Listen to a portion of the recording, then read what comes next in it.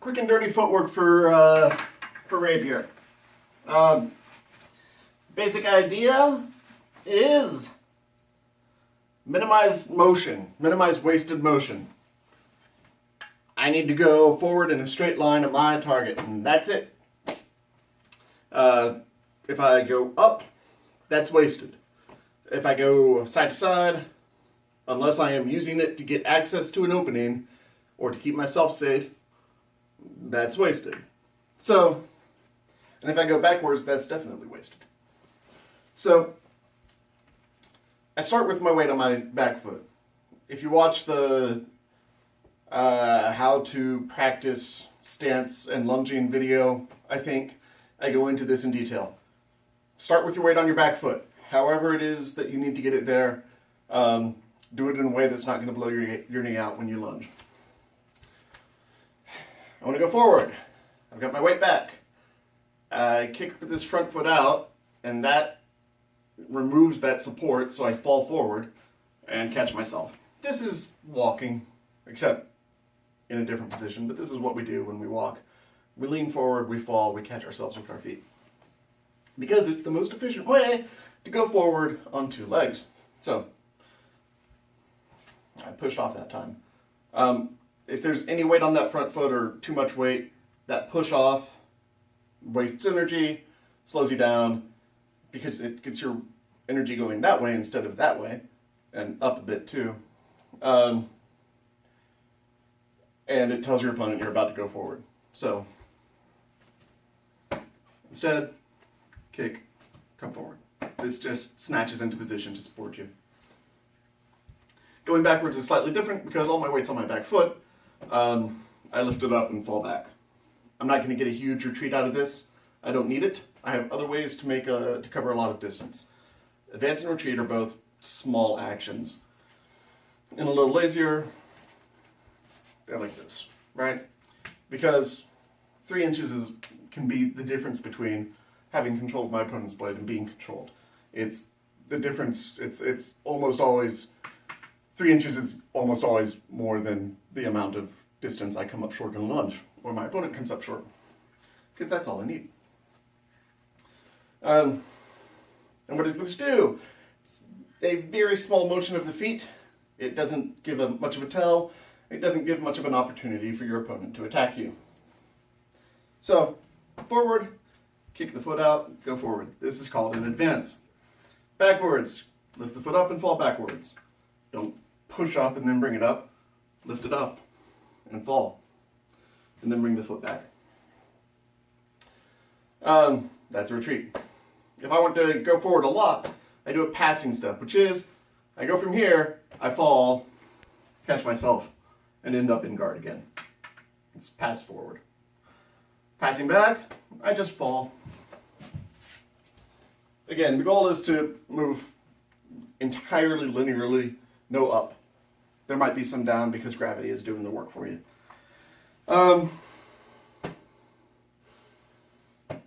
Yeah, that's advance, retreat, pass forward, pass back.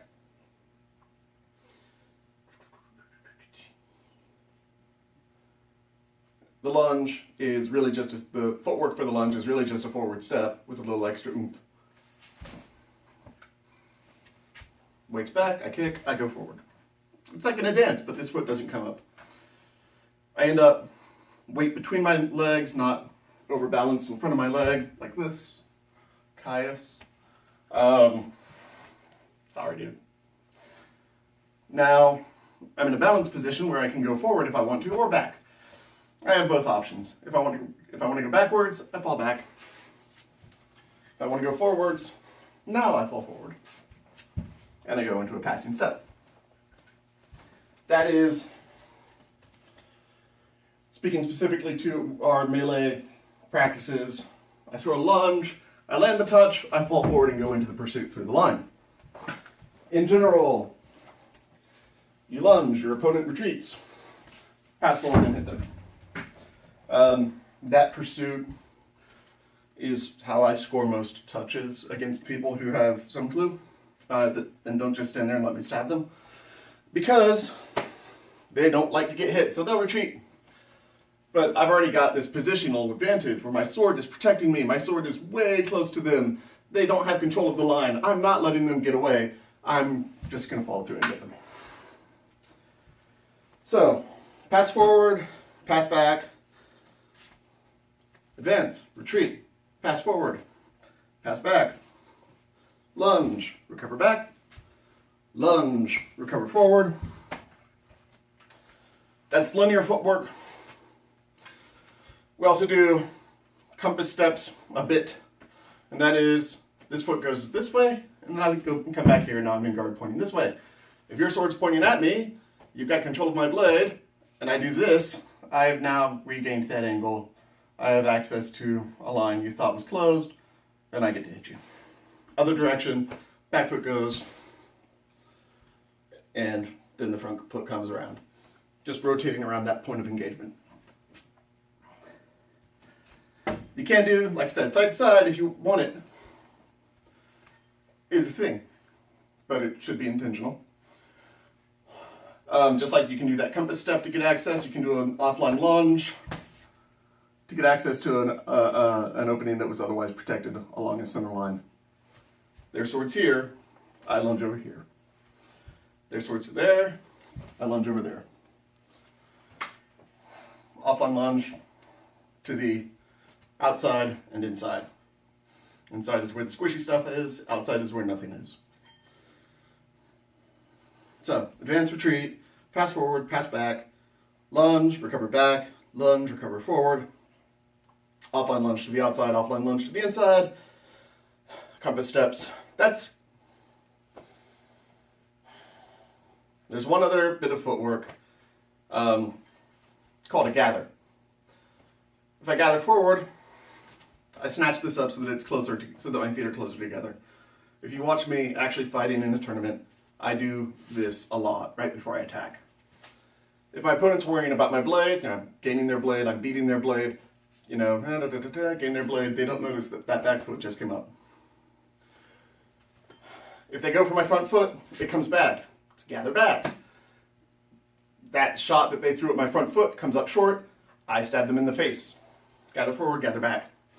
How to train all of these. Get somebody to call them out. This is the part that gets difficult, and now we turn to modern technology. I'm going to put a link in the comments to a text-to-speech website. You put in a chunk of text, it reads it out to you. You can adjust the speed. This means that you can make a list of actions. Advance, advance, advance, advance, retreat, retreat, retreat, retreat, advance, lunge, retreat, lunge, advance, lunge, recover forward, lunge, retreat, pass forward, pass back. And have it read it to you while you stand there and do the things as you're being told to do them. That's very useful because you don't know what you're expecting to have come. Get video of yourself so you can see if you're wasting energy going up and down, if your feet are, coming way up off the ground, if your hips are rocking back and forth. All those things are things to look for and to get rid of. Because if you're wasting energy, that means you're generating that energy and you're putting it into your shot at some point. I go up, I'm going to be coming down when I hit my opponent. That's wasted force, it's too much force. This shot, it makes noise because that's a hollow wall, but it hits with less force because I'm not falling into it.